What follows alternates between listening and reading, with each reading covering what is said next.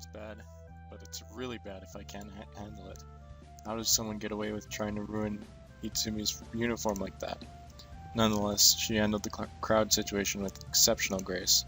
She was talking about being traumatized, but she barely missed a beat. It's like she dances from one customer to the other, or from customer to customer. This is in complete contrast to someone else I've met this week. Maybe if Itsumi met Santa. A woman teaching a myth not to trip over herself? I'm not sure it's possible, though. Santa seems to have been heaving this problem for a while. She tries her best, though, even if she constantly gets entangled. But there's one girl I haven't figured out yet. That cheeky fox. It's hard to notice because it's an absence, but she's completely silent when she moves. Is that due to being a spirit? Kind of a cheat, thinking of it. How can a mere mortal hope to compare with her? I guess I'll go with her. It's a stereotype, I guess, but walking through the snowy woods, it's just like a winter wonderland. I used to walk through places like this all the time, just before the snow melted anyway. Of course, it's in the middle of the winter right now. Still, I'd rather keep moving out there. It's better than staying in here doing nothing. Of course, while my feet are wandering, my mind does too. Getting pretty close to Akina's shrine now. What was that she was talking about? The forest changing size? I've been trying to let everything slide, but it's too much to not start wandering. This walk is nice and relaxing, but wait, I heard something. Footsteps crunching in the snow. They're from just behind that tree. Slowly, carefully, I creep around and nothing. I feel a bit silly for a moment, then crunch, crunch, crunch. There's definitely something out there in the snow. It's behind that tree now. I check around it without trying to be so sneaky. Nope, still no one there. That's when I heard a giggle behind one of the trees. Okay, you can come out now. Hello, Koji. She's clever, or at least enough to outfox me. Good to see you. Since when did these woods belong to you? Actually, they're under my purview. I wasn't aware that the spirit realm had a forestry department. Well, something like that. Why'd you come out here? Is it strange for someone to go for a walk? It's not like it's a freezing winter day. Not at all. Walking's a wonderful idea. She must see my eyes gravitating towards. Someone's thinking of what I'm wearing underneath this. It's the panties you brought me, of course. I'll show you anytime you want, Koji. Right. My absent-minded glance fixes to her clothes for a moment. Eventually I mention what I'm thinking. Aren't you cold in that kimono? Of course not. I'm warmed by my fluffy tail. How does that work? My tail is the source of my power, naturally. It's how I keep... that is how it can keep me warm. Were you thinking of something else? If I wasn't, I am now. The idea of that tail tucked between her legs? Isn't your tail sensitive? Yes, why do you ask? I should stop. The fantasy's probably going down a dangerous path. Nothing. Don't worry about it. You're dirty-minded, Koji. So says the fox, lifting her kimono at the drop of a hat. That gets just another giggle out of her. We'll be dirty together. That's an interesting way of putting it. Would you like to come back to the shrine? I can't have you freezing on my watch. It's been getting pretty cold while we have been standing around. I could make you some hot tea if you like. Oh, I'd really like that, actually. Then just come this way. I have plenty of ways to keep you warm. Shameless fox. We're sitting on the steps of the shrine together. She has an elaborate tea set laid out. Hot tea's the best on a cold day. She hands me some of the steaming earthenware cup. Careful, it's hot. You don't want to burn yourself. Thanks. It can't be that hot. I take a small sip. Instantly, I flinch back, nearly spilling some. I warned you, Koji. I know. I'm just kind of impatient. You need to learn to wait, Koji. After all, good things come. She takes the tea from my hand, blowing gently over the cup a few times before handing it back. To those who wait. It feels like you could spend your entire life waiting for good things, though. Where does it stop? You wait and listen until the opportunity comes, then you act. Opportunities pass people by all the time and they don't notice. It's a matter of seizing them when they have the chance. Her expression. Did I see this before, or did her expression just change? She's so forlorn looking. Akina sits there, staring off into the distance as steam wafts from the teacup in her hands. Akina? Oh, where were we? Yes, Koji? I think your tea's ready now. Right, of course. She drinks deeply from her cup. Then, sighing contentedly, she sets it aside. Hot tea is the best. I try some of the still hot tea. It's actually really good. Thank you. Tea is featured in some rituals at the shrine, so I have plenty of practice. The cup is empty before I know it. So thirsty. Sorry. She pours another cup for me. So, Koji, I don't actually know that much about you yet. I pick up the tea again with a brief sip. I don't know much about you either. Well, aside from the obvious. That I'm a pretty girl you're falling in love with? Oh, Koji, I knew you would always be destined to be together. Cheeky fox. Guilty as charged. As for me, I'm not sure how much there is to say. I moved here to study, I'm good at school, but not at making friends. So you made a wish? Yeah. I just didn't want to be alone for Christmas. I understand how you feel. I don't think there's anyone that wants to be alone. Anyway, what's with you, Miss First Time I've seen the town in years? Do you really stay inside the shrine all the time? Not quite. I just have a lot of things to keep me busy. I have a priest here, however, I'm not alone. Her lips curve into a bright smile. So no need to worry about let alone me. She's so cute. Super cute. Her eyes seem to have their own inner radiance. Aw, you're blushing. Are you already enchanted, Koji? Of course not. Are my cheeks that red? I'll try to keep a straight face anyways. Tease? Look who's talking. Say, Koji, do you want my sacred charms? Huh? Charms? What?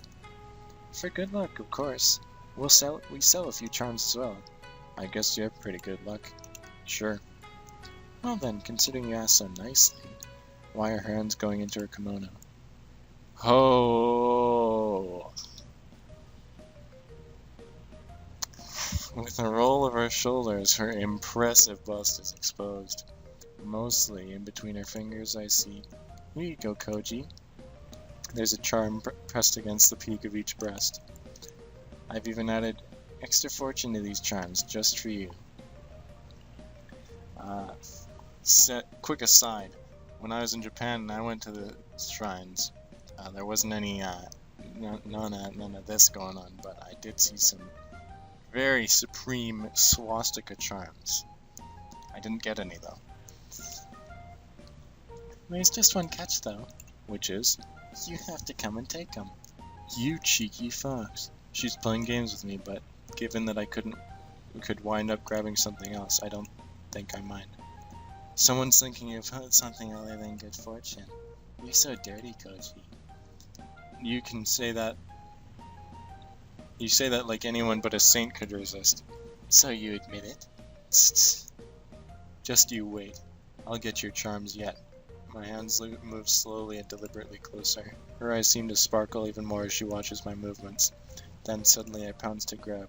Huh? What happened? My hands close on nothing but air.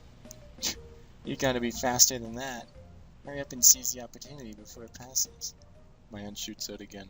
Effortlessly, she sways to the right. Her chest jiggles with emotion, side to side under her hands. Then she catches me staring.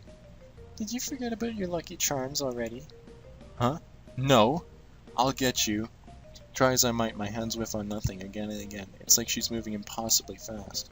She never stops giggling either. Ooh, you're so fun to play with, Koji. I'm sure you'll get lucky if you keep trying. I'm not sure if he wants me to miss and grab her chest, or if she's just having fun riling me up. Such a tease knows her way. You're getting better, Koji. She's faster than me every time, but maybe I can outwit her. Look over there look out for the tea, Akina. Huh? Akina's attention wavers long enough for me to make my attempt. Oh, you... There, halfway through. One arm drapes in front of her chest. You outfox the fox. She continues laughing in spite of being almost naked. But you still have one left. Can I take it? Can you take it? I chase her for what seems like hours, but I don't manage to get the other one. Eventually I can't continue. She slows down and we start to talk. Before I know it, the sky's dark. Somehow I lost. Don't feel bad. You still get to feel all this. You still got to feel all this once. Were you just teasing me, or did you want me to grab them? I'm not telling. A girl has to keep some secrets. In spite of talking about secrets, she's pretty overtly flirting with me.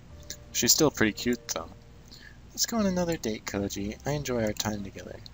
Is that so? I'm not exactly the most entertaining guy. Nah, you're actually quite fun. You jump at the chance to play. You're perfectly shameless. Perfectly shameless, huh? I won't lie, I was really trying for them. And I don't mean just the charms. It's good that you aren't too shy. Me? Shy? I'm not some kind of awkward teenager. Of course. Though, you're pretty confident for someone who can't make any friends. I don't know how that works either. I'm just not outgoing, I guess. I really like to study and learn, but before, friends came naturally. We grew up together, but now, I can't seem to manage it.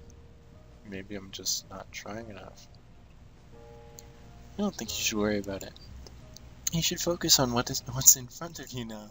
I turned to face her full on. What's in front of me, huh? You think so? Yes. I spent a lot of time thinking about things like this. It's gotten late, though. I didn't think we'd be playing for so long. Did you want my body that much? I didn't want to lose. Of course, the winning meant touching her. Let me walk you home. I have to return the favor after all. I'd like that, Akina. We both stand up. Then she slides up right beside me. Her arm hooks into mine, linking us together. Won't people watching us think we're a couple? Her pretty normal perky figure falters, ears drooping. Is that such a bad thing? No. Good. I like being close to you, Koji. Her body leans in until her chest nudges up against my arm. Are you sure you don't just like teasing me? Why not both, Koji? In the end, Akina escorts me all the way to my apartment. The entire time she's holding my arm tightly to her. Aren't you bothered by the cold? You're still wearing that kimono in this weather. I enjoy the cold, actually. Though it is warmer now that I'm wearing these panties. But they're so tiny. How much warmer could you possibly be? A gift from a friend always makes you feel warm. It doesn't matter how cold the weather is if you have friends. Friends are warmth. I guess I see what you mean. Her tiny panties still aren't the most warming, though. Oh? Do you want evidence of how warm they are? Then her hand is on mine and she draws it slowly towards the hem of her kimono, but she stops at the last moment. Damn. So you want to feel exactly how hot I am. Dirty Koji. Cheeky fox. Akina just laughs and lets go. There's no need to be ashamed of it. I'm a very attractive fox after all. Maybe next time I'll grab your tail. Not my tail. That's too lewd. Anywhere but the tail. But it's so fluffy and enticing. Your tail is the most attractive part of you, Akina. I'm gonna give that fox a taste of her own medicine. She squeaks and tucks her tail beneath the kimono for her protection. No, not my tail. Her face flushes a deep red. Not yet, anyway. Then Akina turns away, her ears twitching. Not yet, huh? So you do want me to touch your tail? No! Stop that. The tail slides around underneath the folds of her kimono. You're mean, Koji. You're the one teasing me all the time. It's different. You aren't bothered by it. Then I guess I'll leave your tail alone. Thank you. Her tail slowly emerges from her kimono, still held carefully away from me. Anyway, Koji, how are you feeling now? Still lonely? Not at all. I just wanted to say thank you, Akina. For what? For granting my wish. You don't need to thank me, Koji. I'm enjoying the time too. So don't act like you're a burden on me. I wasn't trying to say that. You did say that at the start you liked spending time with me. Because we're so nice to the priest. Her eyes shine with an inner glow. Someone as nice as you doesn't deserve to be alone, Koji. That's what I think. Thank you, Akina. This is getting a bit heavy, isn't it? She seizes my hand and shoves it against her breast. Huh? There's something hard. Oh, I see. The charm is still there. Yep.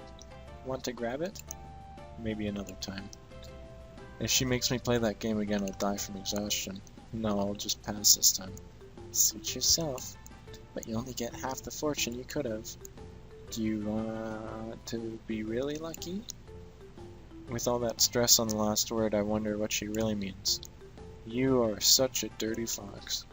Not as dirty as Koji. It's rude to say you're going to touch a girl's tail, you know. I didn't, actually. Most girls don't have tails. Well, now you know.